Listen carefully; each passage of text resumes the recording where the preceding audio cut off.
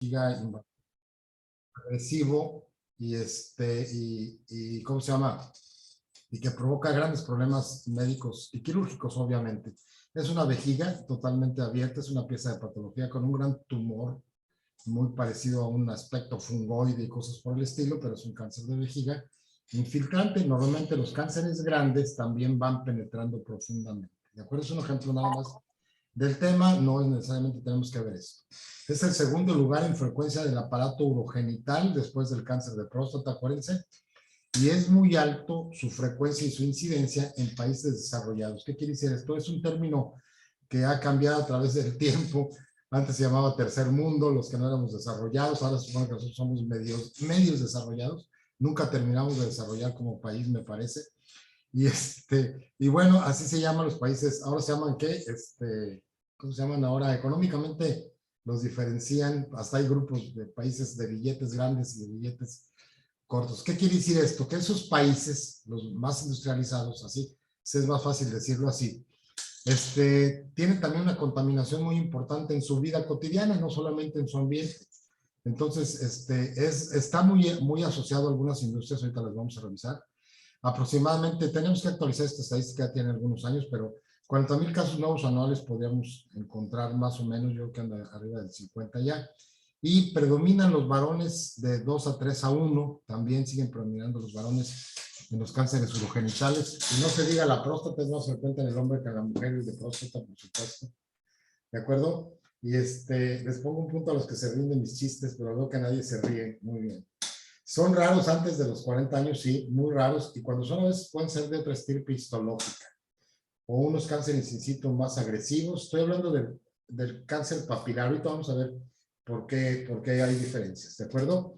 Pero su frecuencia máxima, muy parecido al cáncer de riñón, está 60, 65 años por ahí, ¿de acuerdo? El cáncer de riñón sí lo vemos un poquito más joven, quizá media década o una década. Bien, ¿por qué hablamos de la industrialización? Porque es muy conocido las industrias que tienen que ver, los lugares donde están esas industrias aparcadas, sobre todo los trabajadores, sí, son dos industrias muy importantes. Las anilinas, que son todo lo que nos pinta la vida, muy bien. También, no nada más lo que nos pinta la ropa, que traemos un color rojo, verde, así, sino también lo que les pinta la lengua a muchos estudiantes, muy bien, que les encanta ir a comprar paletas que les ponen la lengua verde, colorada, roja, no sé. Esas son anilinas. Si se echa una paleta colorada por allá cada 20 años, no pasa nada, por supuesto. Yo tengo un cuadro, una acuarela grande, que ahorita me voy a acordar de mis compañeros de la residencia y me encabrono. Muy bien. Un pintor de Guadalajara, cuando estaba haciendo la residencia, nos regaló 3 cuadros, lo operamos de cáncer de vejiga y lo operamos más de una vez porque tienden a recidivar, y él tenía la mala costumbre de hacer sus óleos, sus acuarelas, no sé, y chupaba el pincel. Muchos pintores tienen esa costumbre. Entonces, aguas con las anilinas, con lo que comemos coloreado, con lo que bebemos coloreado, a los que les gusta el Fanta de naranja o de fresa, no sé, o esos refrescos súper coloreados, aguas. Si se toman de vez en cuando, pues no pasa nada. Aunque toda nuestra alimentación básicamente mucho tiene de contaminación química, por supuesto. Las anilinas son los colorantes y los aromáticos son los que se derivan del anillo benceno. Yo siempre digo que para los que fuimos a la prepa, muy bien, es el del carbono o algo así. Los que fuimos a clase y vimos química orgánica, ¿de acuerdo? Los aromáticos son los que huelen, ¿sí? Aparte las anilinas usan solventes, todo lo que huele y fácilmente, los derivados del petróleo, todos esos. Plásticos, diésel, gasolina, diluyentes de pinturas también, y también las cosas que usan en la industria del caucho, la industria de las llantas, ¿de acuerdo? Entonces, es muy importante. Son carcinógenos probados, aquí no hay vuelta de hoja, sabemos que esto lo producen, vemos muchos gente en las ciudades donde hay estas industrias y trabajadores, es lo que decía, los países con la frecuencia más alta de cáncer de vejiga en esos sitios. Luego vienen los otros que nadie sabe, nadie supo, y no hay nada probado, excepto el de abajo, ahorita vamos a verlo. El tabaquismo es el otro factor para nosotros, asociado a una gran cantidad de pacientes, y en nuestro medio pues es el más frecuente no es el de arriba, el más frecuente es epidemiológicamente a nivel nacional o mundial, pero en nuestro medio vemos más esto, ¿de acuerdo? Los pacientes con cáncer de vejiga asociados a tabaquismo, para los que piensan que el cigarro nomás da problemas en las vías respiratorias, por supuesto que no. El tabaquismo produce una desviación rara de unos metabolismo final del carbohidrato y transforma unos alcoholes normales en fenoles y son químicamente ya. Quizás sea el cáncer, el urotelial, no nada más el de vejiga. Acuérdense que el cáncer de pelvesiga y todo lo demás, uréter y cálices, todos son lo mismo. Entonces, este es nuestro factor más importante. Los demás no están probados, ni los edulcorantes que los han satanizado, no, sanitizado iba a decir yo. Satanizado tanto los edulcorantes que los tienen aquí, no está probado absolutamente nada con ninguno, y menos con ahora aparentemente más naturales o derivados de plantas. El café tampoco, no hay una relación directa. Y lo que sí aparentemente hay son algunos virus, pero porque se parece al virus del papiloma. El virus del papiloma humano, no lo confundan, no produce este cáncer. El cáncer se produce más por estas cosas, por supuesto, que porque tengas por ahí un papiloma. El virus del papiloma humano es un virus epidermoide epitelial de la piel. No penetra ni nos causa sí crece en forma de papiloma. Papiloma no es la forma macroscópica desde el punto de vista de patología que se ve el virus. Y sí, el cáncer epidermoide o escamoso asociado a infección y litiasis. En algunos países donde hay una parasitosis de vejiga que se llama esquistosomiasis, muy visto más al sur del continente, prácticamente el centro del continente, lo que sería una parte por ahí del Caribe y hacia Sudamérica. En Brasil es muy conocido. Es un parásito que entra por vía uretral en el varón. La mujer también puede provocar esto, por supuesto. Se enquista y queda ahí como si fuera un cisticerco en el cerebro, que nosotros tan conocido que lo tenemos eso. Y ahí va desarrollando litiasis y también va desarrollando un cáncer de ese tipo, ¿de acuerdo? Y hay otros cánceres, ahorita vamos a ver los tipos histológicos. Estas son las sustancias químicas conocidas, las aminas, los ortoaminofenoles muy asociados al tabaquismo, la benzidina, todos sus huelen, son aromáticos. Sí, el anillo benceno le da esa característica. Todos los derivados del petróleo o que huelen cada vez que vamos a cargar gasolina, estamos oliendo bencenos, así de fácil. Entonces, un poquito, la mayor parte de los cánceres de vejiga, por no decir casi que en el total, en algunos está mucho más alta la estadística, pero en términos globales, en el mundo aceptamos que es arriba del 90, algunos dicen que es el 95, así un término, yo creo que estoy más de acuerdo que sea 95. Luego vienen los epidermoides, los asociados a litiasis e infección crónica y a la esquistosomiasis en algunos países. Y también en la India y en Tailandia, por allá hay esta parasitosis, aquí en México no existe. Y el adenocarcinoma, es muy específico, está asociado a la persistencia del uraco. El uraco es una comunicación que existe entre el techo de vejiga y el ombligo, que después se cierra junto con cuando cortamos el ombligo y normalmente se sella antes de nacer. Entonces ahí se presenta un adeno que a veces es difícil de diagnosticar porque empieza con síntomas muy diversos y es difícil pensar en él. Queda en el remanente uracal. El uraco es la comunicación o la unión, es un conducto permeable entre el ombligo y la vejiga. Se va cerrando, ¿de acuerdo? Se va cerrando y puede persistir como un quiste, se cierra aquí y acá y en medio cae un quiste uracal y tiene por supuesto, tiene su tejido y desarrolla en el adeno. El adeno no se asocia al tabaquismo y a todo esto. El adeno es un segmento embriológico que dejamos se cae. Y el indiferenciado que nadie sabe, nadie supo, son cánceres que suceden más en mucosa sin crecimiento exofítico, como el que les presenté en la primera diapositiva, ¿no? Así dicen con el colon, nosotros no usamos muchos de endofítico, le llamamos papiloma o papiloma vesical o cáncer vesical. Entonces, me voy a referir fundamentalmente también esta plática al cáncer de células transicionales, además de que el cuadro no varía mucho porque el hematuria es síntoma de presentación otra vez. Esto también va a hacer que encontremos a los cánceres superficiales en 85% y hasta más. ¿Por qué? Porque la hematuria es muy escandalosa. Y si hay un cáncer de vejiga y es severa la hematuria, puede taparse. Entonces los pacientes a forciori van al médico, por eso tenemos esta estadística, sigue siendo la misma. Pero se puede acompañar ya de síndrome urinario bajo porque puede haber dos cosas: prostatismo o la hematuria, que es sangre en la orina, simple y sencillamente se infecta y da molestias urinarias. ¿Sí? Como cistitis. Puede haber o no dolor en los flancos, tiene que ver con el sitio de crecimiento del tumor.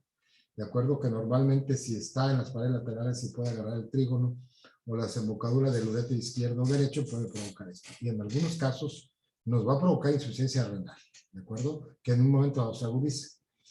Generalmente la mayoría son superficiales, incluso no encontramos muchos datos a la exploración física. Cuando viene con un cáncer muy avanzado, el viejito ese que abandonaron en el rancho, la familia que vive en una colonia y que no lo visitan y que es abuelo de todos y abuelo de nadie, o es papá de muchos y papá de nadie. Esos pacientes son los que se quedan ahí. Y también hay pacientes, no siempre la familia, que simplemente no quieren ir al médico, no van y se dejan, se mueren con la ley, igual que los covidiotas. Hay muchos en este mundo, no solamente en México, en Culiacán específicamente. Muy bien, voy a seguir, que luego me desvío y se me acaba el tiempo. Muy bien. ¿De acuerdo? ¿Qué hacemos? No hay un marcador muy importante, hay unos antígenos de superficie que se usan como marcadores, no hay una relación directa, ni nada que ver con los marcadores de próstata o de testículo. Entonces aquí tenemos que hacer los estudios básicos para ver las condiciones del paciente, si no está anémico, si no hay uremia, si no hay datos de insuficiencia renal, etcétera, etcétera. Entonces el tipo sanguíneo también, hay tipos más asociados a cáncer de vejiga. El O positivo es el más frecuente y es el que estamos asociados. O sea, ese hace que eso a veces ni siquiera tendríamos que mencionarlo, pero bueno. La radiología, bueno, hacemos una urofiscatera o una urotomografía con contraste, por supuesto. Y ese es el protocolo de diagnóstico. Y una cistoscopía que normalmente se hace en la consulta. Yo sí difiero en esto. Si estoy viendo un paciente, porque he sido siempre muy gentil, porque luego se quejan, yo no vivo y nunca viví, se los juro, de los pacientes con estrechez de uretra, porque siempre manipulé suavemente los tejidos, los conductos.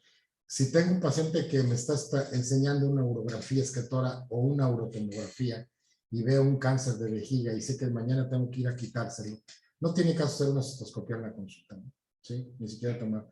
Es meterle el cistoscopio hoy y meterlo al quirófano mañana para una resección transuretral. Este es RTU, sí, no, y aprendan a hacer las siglas porque siempre las asociamos a RTUP, que es resección transuretral de próstata. ¿No? Las últimas siglas que usamos es RTU-CAB, que es resección transuretral de cáncer de vejiga. No está aquí apuntado, pero lo van a tener con familiaridad este término. Resección transuretral no es necesariamente siempre próstata, también es para cáncer de vejiga. Entonces ya eso nos va a permitir hacer el diagnóstico histológico. Los demás estudios casi siempre los hacemos después de quitarlo, o a veces lo podemos hacer antes, o a veces el TAC ya nos muestra algo más. Por ejemplo, el paciente trae una urografía, nada más venía de un rancho, le hicieron una sonografía, o de una ciudad donde tenían una tomografía. ¿De acuerdo? Y esto que se usaba antes mucho ya no se usa más. De hecho, cuando no teníamos la tecnología de imagen, y yo que ya los radiólogos modernos ni siquiera saben qué es esto, se aislaba, se hacía una incisión y se buscaba un linfático. Yo tengo unas diapositivas, se basa que en el Campbell, en la Biblia de la urología de nosotros los urólogos, que seguramente no lo tienen ustedes porque es muy, muy caro y aparte no vale la pena para un estudiante, pero es nuestra Biblia con los urólogos. Desde que somos recientes, lo que tenemos que hacer es comprar el Campbell's. Ahora son 4 tomos cuando yo era residente. Tengo el de 4 tomos y el viejito de cuando yo era residente. Entonces, todavía ven ahí imágenes, porque yo las recuerdo muy bien. Hay un linfático en el dorso del pie, se agarra el pie del paciente y se le inyectaba material de contraste aquí, y era una chulada porque iban pintando todos los linfáticos del pie, ¿no? Sí, del pie, y llegaban al abdomen, y era la única forma de valorar ganglio. Estoy hablando de tiempo muy, muy antiguo, pero bueno, se quedó casi como archivo histórico esta linfangiografía. Imágenes muy comunes que pueden ver, un defecto de llenado en la parte de vejiga. Siempre hay que ver todo, ¿no? Porque estos cánceres son multicéntricos. Puedes tener aquí y puede haber acá y acá. Yo recuerdo por este paciente, aunque aquí no tiene muy buena concentración de material de contraste porque bajó, pero este paciente tenía una buena concentración de contraste y es una urografía todavía. ¿De acuerdo? Vean el defecto de llenado. El defecto de llenado. Don Jacinto, se lo quité 2 o 3 veces, me fue muy bien y después lo dejé de ver. Espero que no haya residuado más. Y siempre nada más estuvo aquí. El 40% de los pacientes de cáncer de vejiga pueden tener un tumor en otro sitio, al mismo tiempo inclusive. Entonces, van a ver este defecto de llenado. Algunos libros de radiología, cuando es en la pared lateral, lo mencionan como el signo de la mordida de la manzana, porque está defecto de llenado que aquí está hacia el fondo y un poquito lateral, en realidad está más hacia atrás. Cuando está en la pared lateral exactamente se ve como una manzana mordida justamente. y se ve esto, un defecto de llenado negativo. El material de contraste que está en vejiga no impregna el tumor pues ahí no se le queda el material de contraste porque resbala y se va.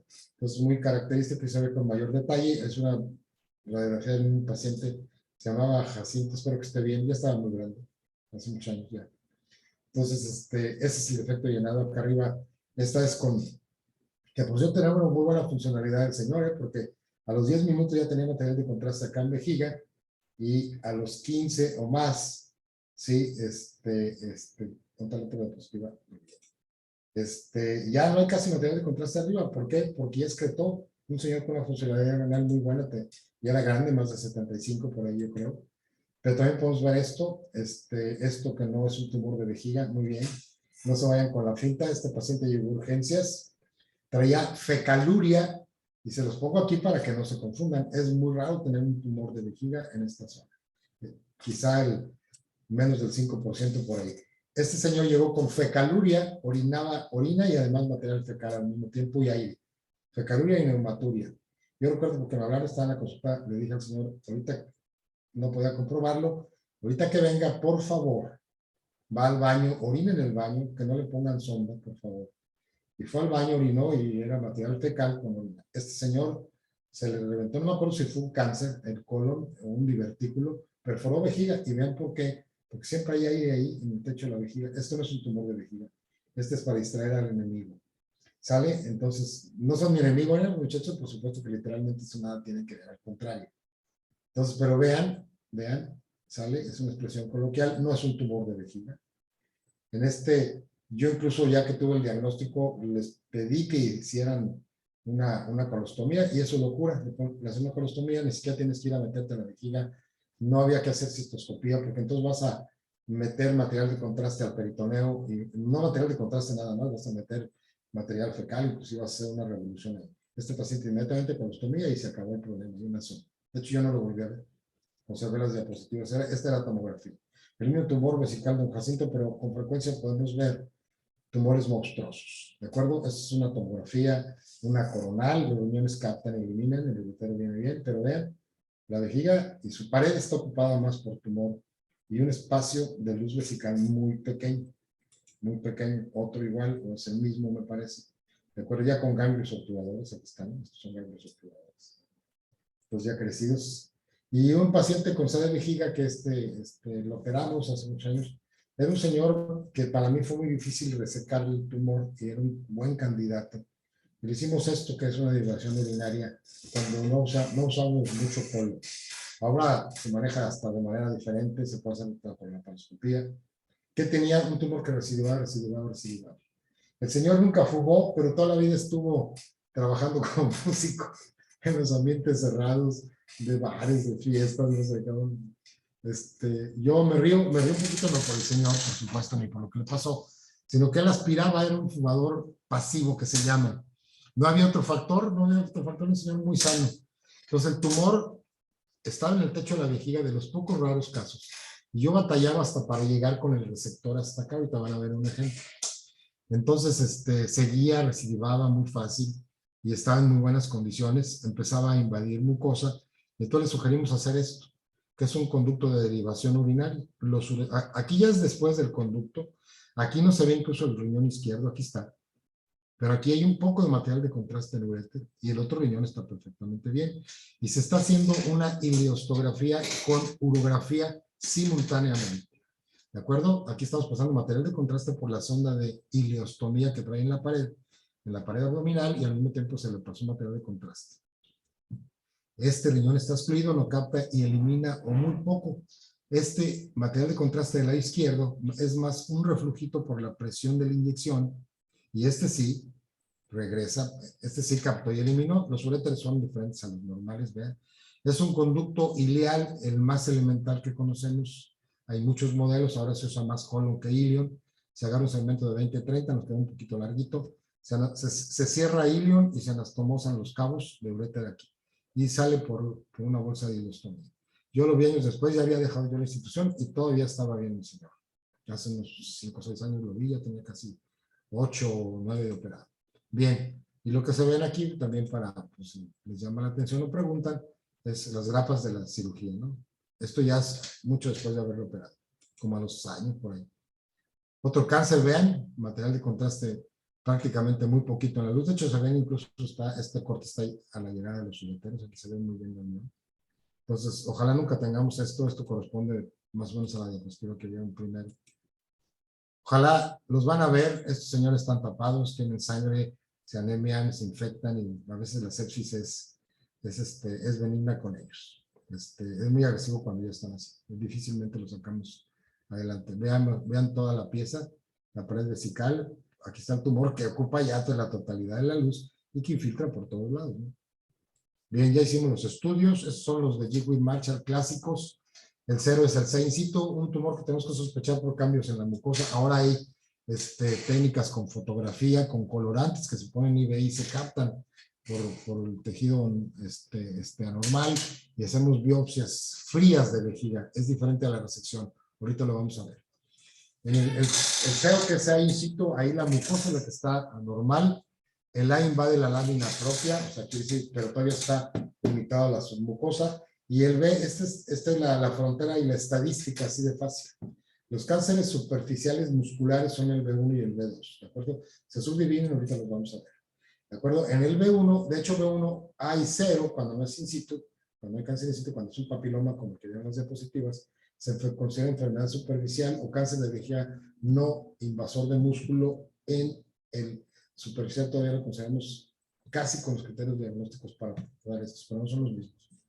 Y el B2, ¿por qué les digo? Porque estadísticamente las enfermedades superficiales, que aún la muscular superficial la consideramos enfermedad no invasiva todavía, ni siquiera localmente, tienen a 5 años sobrevividas encima del 90%, así de fácil.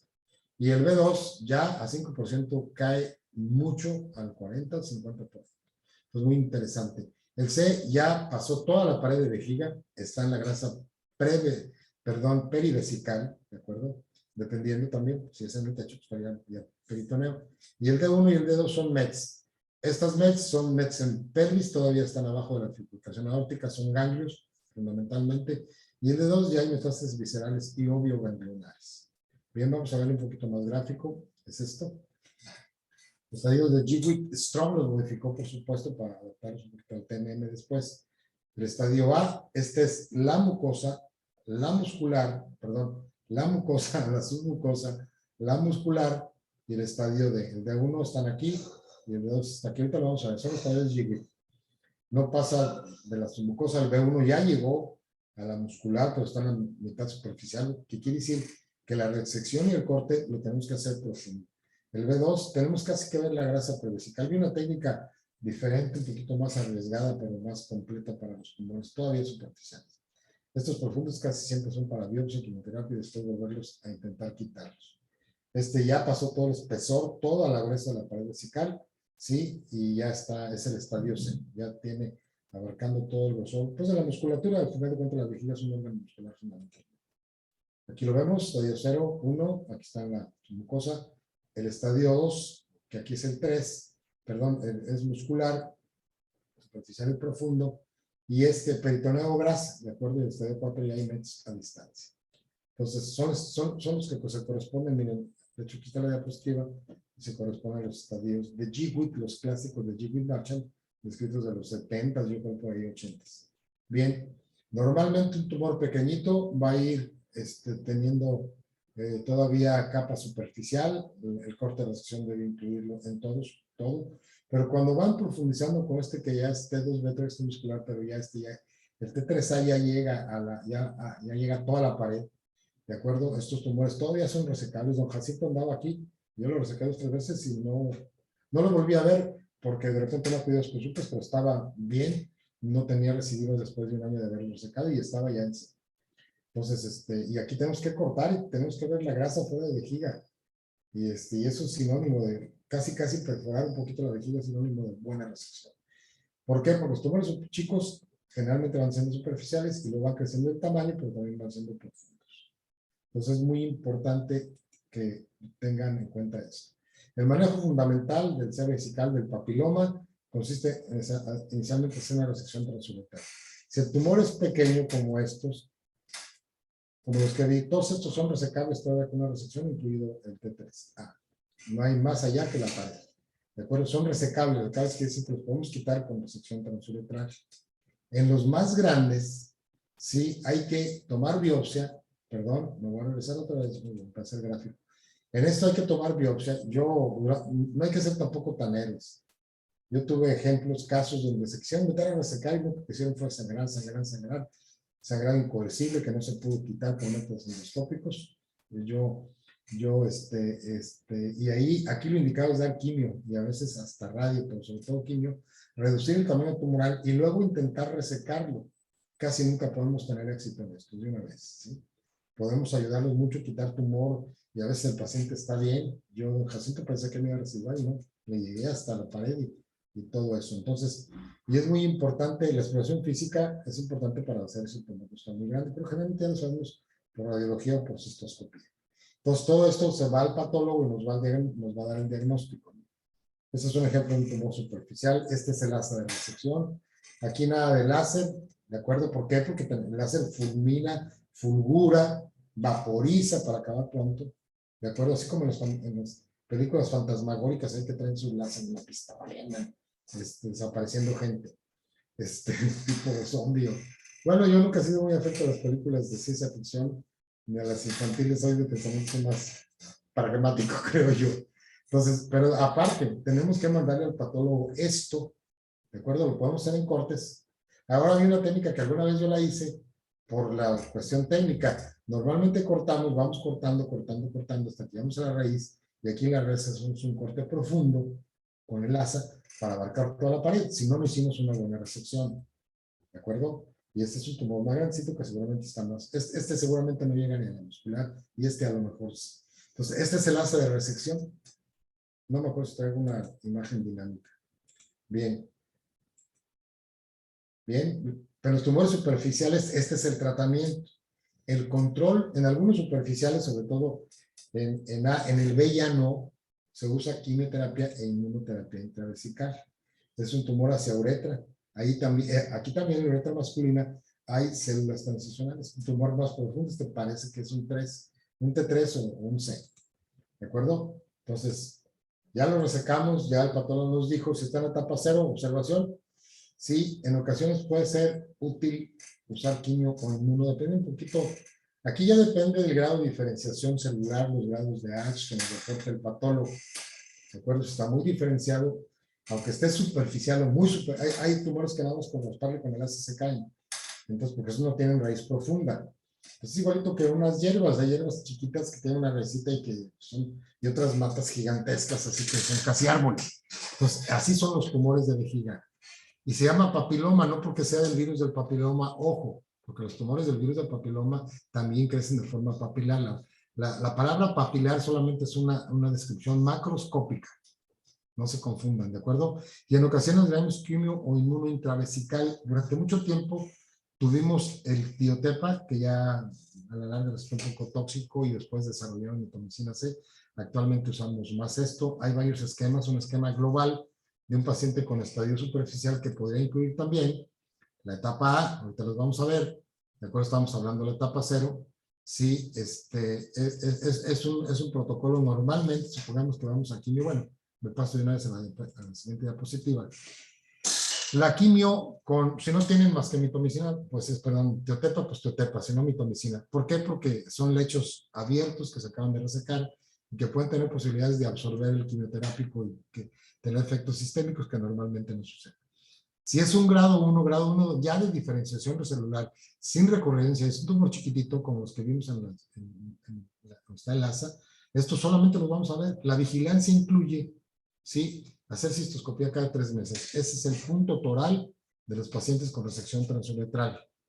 ¿De acuerdo? Yo recuerdo uno que resecaba en Guadalajara de Mazatlán y nos llevaba a Marlin, yo ni sabía que era Marlin.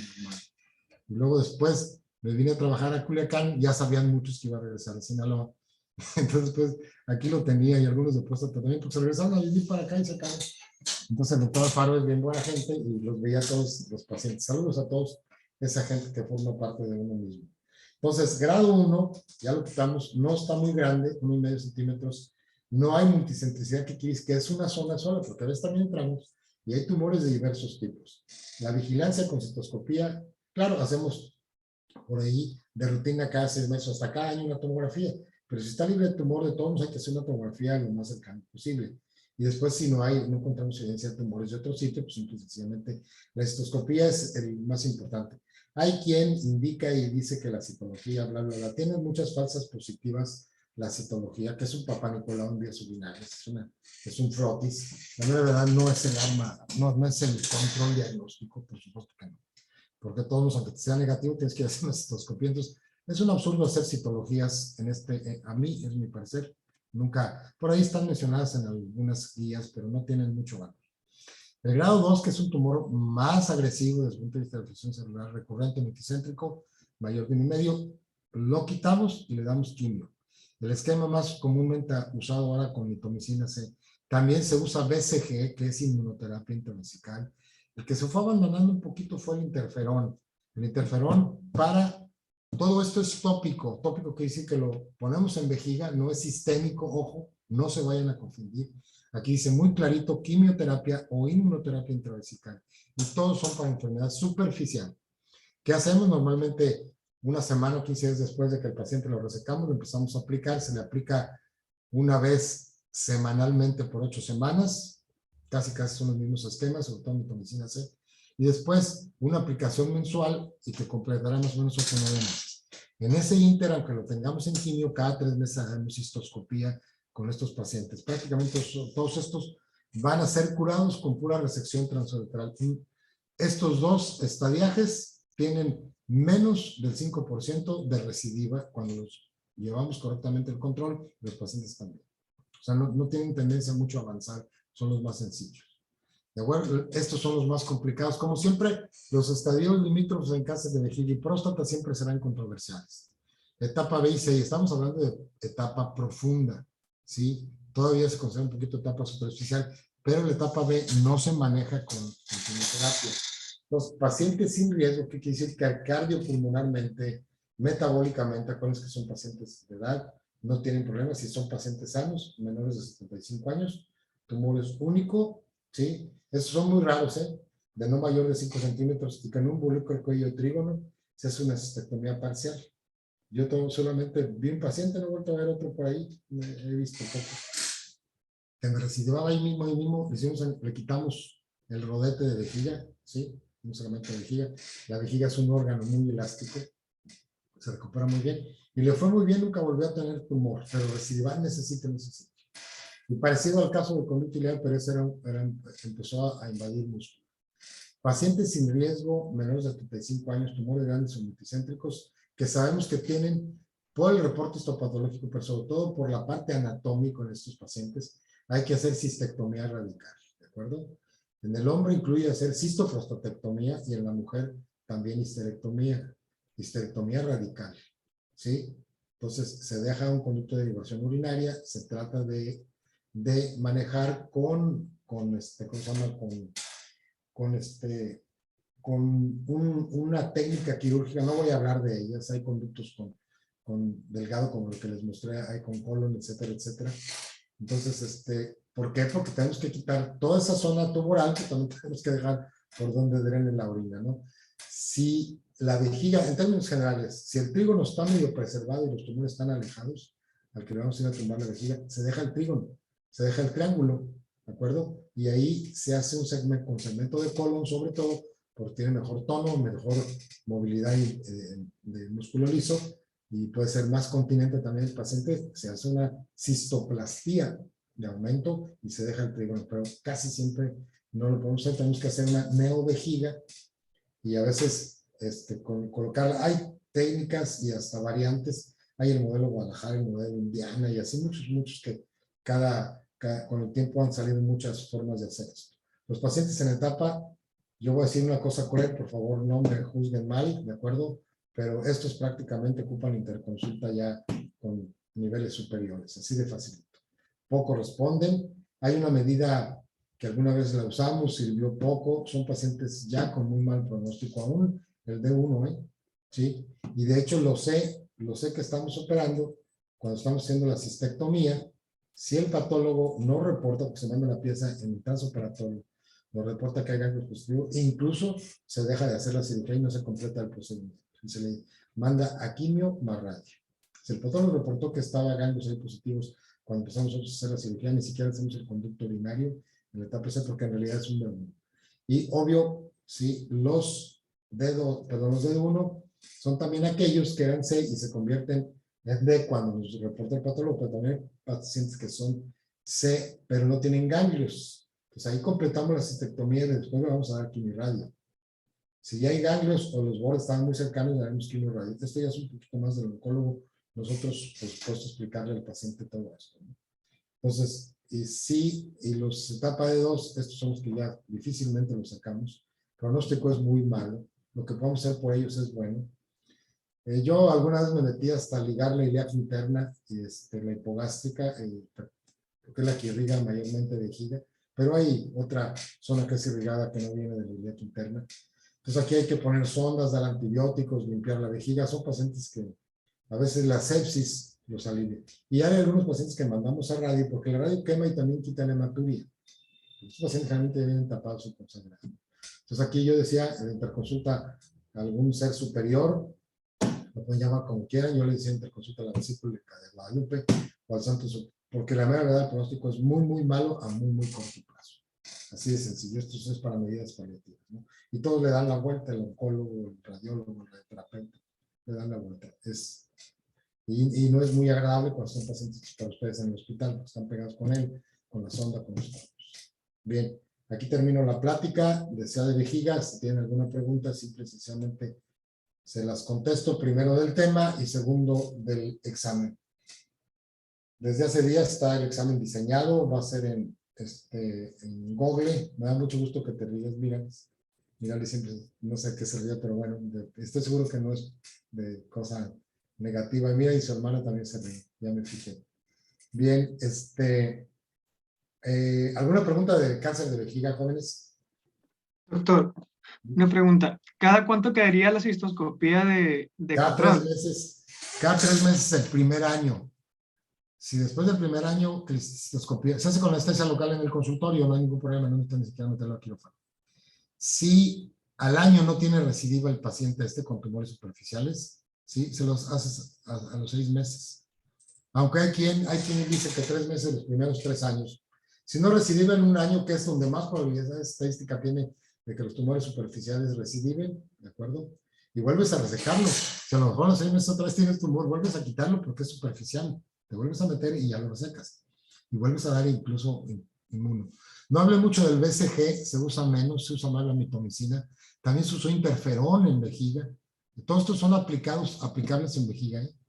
Son en vejiga la aplicación de medicamentos. Bien, mañana tenemos el examen, ¿de acuerdo? Sí, los veo pues a esta hora de su clase y el tiempo a mí se me cierra por estar cotejando listas, promedios, bla, bla, bla, pero estaremos a tiempo para todo. ¿Sale? Oiga, doctor, Oigo, yo tengo otra pregunta. ¿Cómo construyen las neovejigas? O sea, sé que es de una parte de intestino o algo así, pero ¿cómo las construyen? Esa que tú viste es el modelo más elemental, se llama, desde los 50 se desarrolló, es el modelo de Bricker. Se llama conducto ilial, ¿de acuerdo? El que viste es en la radiografía. Pero ahora se usan técnicas mayormente con colon, prácticamente todas. De hecho, yo cuando hice la residencia hice un trabajo aparte de mi tesis de litiasis ureteral sobre conductos de derivación. Y lo quise imprimir aquí, pero no, lo dejé casi como un pequeño manual, casi para mí, porque ya no me di tiempo de meditarme. Entonces hice un trabajo extra en mi tesis que me sugirió un colega urologo. Me gustaba mucho la derivación. En ese tiempo usamos puro conducto ilial en la residencia. Ahora se hace vejiga. Si se puede dejar el trígono de la vejiga, le pones un segmento de colon aquí, es la neovejiga. Y aparte el segmento ya lleva, como quedó el trígono, ya están los ureteres sanos como son. Si no, tienes que hacer una cistoplastía completa, ¿sí? Ya se usa más colon. Pero hay muchos modelos. Unos que se trata de preservar el esfínter también, y de que conectes ahí un conducto. Hay modelos hasta con apéndice. El apéndice se usa, o la base del apéndice escal, como si fuera la uretra y se pone en el esfínter y lo demás es colon. Mayormente se usa colon. Hay una gama impresionante, ¿no? Y tampoco lo meto porque no es al nivel de ustedes, pero seguramente a algunos de ustedes les gusta la cirugía, ¿sí? No les voy a